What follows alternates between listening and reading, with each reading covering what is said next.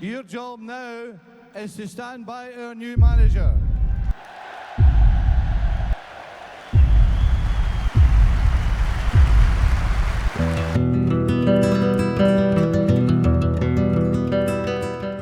The Premier League and football was born in 1992-93, and the inaugural winners of the start of football is, of course, Manchester United.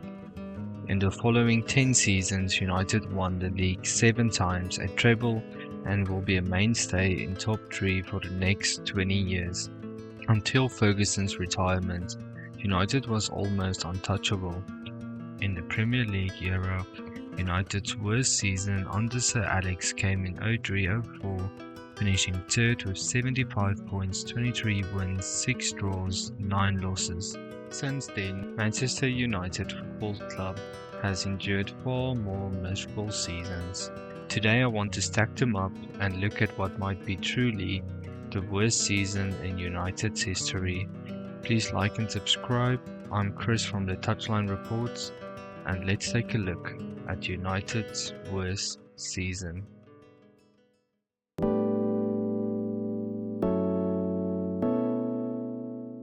David Moyes was hand-picked by Sir Alex to take the reins at United after being at Everton. During this time, Everton was considered a part of the Big Six, and that was credit to David. The squad won the previous season, but it was anything but an all-time side.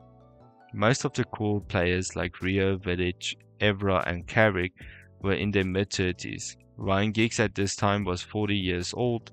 Other key players were Van Persie, Rooney, Ashley Young, Valencia, Phil Jones, Chris Smalling and Tom Cleverley. David brought in the GOAT Fellaini and Juan Mata. This was not the worst squad ever, but especially in defense, the team lacked. United's season began with a bang, as United put 4 past Swansea in David Moyes' debut match. A draw at home against Chelsea and a loss at Anfield meant United picked up 4 points from a possible 9. Not great, but considering the tough fixtures early on, not disastrous either. Unfortunately for Moyes, it didn't get any better. After a win against Crystal Palace, United entered freefall.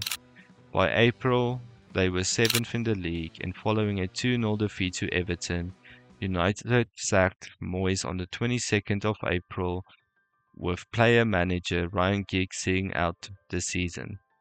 They finished the season in 7th place with 64 points, 19 wins, 7 draws and 12 losses. Arguably, the best thing to come out of that season was the world being introduced to Andrew Tate.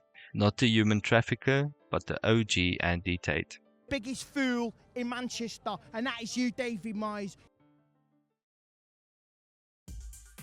After 2 full seasons of Ole at the wheel, and with big signings like Varane, Jadon Sancho and Cristiano Ronaldo, the 21-22 season was hyped as United's return to the top. Season prior, United finished 2nd in a dominant City title run, showing that the squad had the promise but still lacked the backbone to rise to the top. Common criticisms are much the same. United had no style of play, relies on individual performances from the likes of Bruno Fernandes, Paul Pogba and Rashford. United had a great run against the top 6 teams, but struggled to break down the lesser teams dropping back. The 5-1 demolition of Leeds on the opening day had fans euphoric. United went unbeaten in their first 5 matches, tied top of the league, destined for greatness. But then the house of cards came crashing down. Out of the next 24 available points, United picked up just 5. And after an embarrassing 4-1 defeat to Watford, Ole was sacked in November. This man got United into top 4 2 seasons in a row and set the record for longest undefeated away matches in the Premier League. Yet all this potential and good foundational changes at the club, he got sacked. A glimmer of hope came with the appointment of Ralph Rangnick as caretaker manager. with plans to make him director of football after the season to right the club's terrible recruitment that held them back over the past 9 years.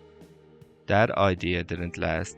Despite Ronaldo, Sancho and Champions League Varane, United ended the season with their worst statistical performance yet. 58 points, 16 wins, 10 draws, 12 losses, ending this miserable season in a familiar 6th place. Rangnick would go on to say that the club didn't need minor amendments but open heart surgery.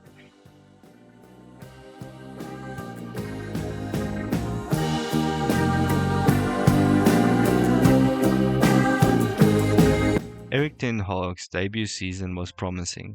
He came in and immediately fell out with Cristiano Ronaldo. The reason being his lack of contribution when United was out of possession. Ronaldo was netting in the goals the previous season, but anyone could see that he did not fit in the system, and with Ten Hag's quest for the best transitional team, Ronaldo had no place. Despite this issue with a major figure in the dressing room, United finished third with 75 points, reached both the Carabao and FA Cup finals and won the former. I think this season was evidence that this squad still had something to them. Well, this squad includes the human fidget spinner and now Real Betis goat, Anthony, Jadon Sancho that never found his place at Old Trafford and struggles throughout to get significant playing time. Honestly, the reason this team got to third place was because of Marcus Rashford. Rashford was unplayable this season. Alongside Casemiro, United showed a good balance in attack and defense. The problem being that aside from Rashford, no one was finding the back of the net. But by finishing third, it seemed like eras came to an end, and maybe, just maybe, United can climb again. The 23-24 season marked the sunset of this whole rebuild era. After reinforcing in the transfer window, expectations were sky high. With new ownership and a restructured hierarchy, a top 4 finish seemed likely. Instead, United crashed out of Champions League group stage in record-breaking fashion, the worst European campaign in club history, not just the past 20 years, ever. The last 10 years at United has been record-breaking, but unfortunately it's all the unwanted records. This was the first time ever that Galatasaray has won a Champions League match on English soil, and the match against Copenhagen away was honestly cinema. Copenhagen would have a tifo up saying, "This is your theatre of nightmares." Things didn't improve in the league either. United failed to get points off the Big Six, players underperformed, and the club swapped a loyal club legend for a goalkeeper who couldn't save a Word document. United landed in 8th place. Erik was fighting for his job every week, especially with the new ownership at the helm. Many expected and probably wanted them to appoint their own man. They ended the season with 18 wins, 6 draws, 14 losses. Just 60 points. It wasn't just the losing, it was the complete lack of threat going forward. And yet, somehow, Ten Hag made it to the FA Cup final and dismantled the treble winners City. That performance brought him another season, even as the fanbase was split 50-50 on whether to sack him. This was also the first season under the new ownership and hierarchy. Hope was thin, but still present.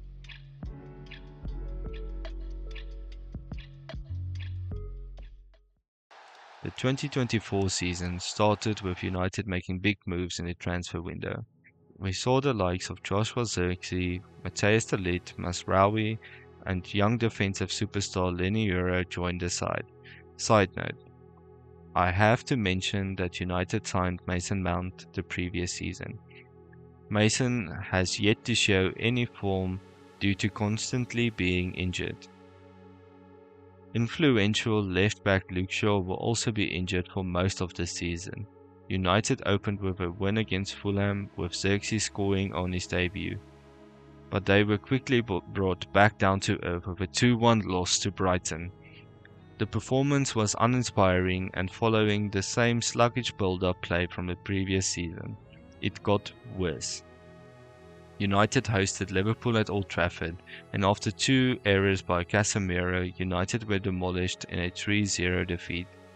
A win over bottom side Southampton was quickly undone by a loss to Crystal Palace. By the end of October, Erik ten Hag was sacked. Yet another manager who couldn't survive 3 seasons at United. Then came Ruben Amorim, Sporting's miracle manager who ended a 19-year title drought in Portugal. A young, exciting manager with a style of play. Like since 2020, it's all you hear about in the media. United needs a style of play. United needs a style of play. Well, Ruben certainly has a style. Better yet, just before his departure, Sporting had beaten Manchester City 3-0 in the Champions League phase. United fans were buzzing. This could be the guy. His first game, United versus Ipswich. First ball into the box. Goal. Marcus Rashford, absent for a season and a half, put the cherry on top. But United ended up drawing that match. Next was Everton. United smashed 4 past them, with Rashford and Joshua Zirkzee both nearly netting hat-tricks. Soon after, Amorim warned, "The storm is coming." He wasn't wrong. A 3-2 loss to Forest followed, then a miracle win at the Etihad, thanks to a moment of brilliance between Lisandro Martinez and Amad Diallo. United looked dominant, but again lacked finishing quality. The moment didn't last. Losses followed against Bournemouth, Wolves and Newcastle. But in the next 18 games and 54 points available, United only collected 16. 4 wins, 4 draws, 10 losses. It was the worst form in Premier League history for a United side. The new manager bounce lasted 2 games, and Amorim himself said it. This is the worst team in Manchester United history. United finished this season 15th with 42 points, 19 wins, 9 draws, 18 losses. The worst season in United's history. The top scorers of this team were club captain Bruno and Diallo, both on 8. In 38 games, the top scorers only netted 8 goals, making the 25-26 season the first in over 20 years that United won't play in Europe. At least it can't get worse, right?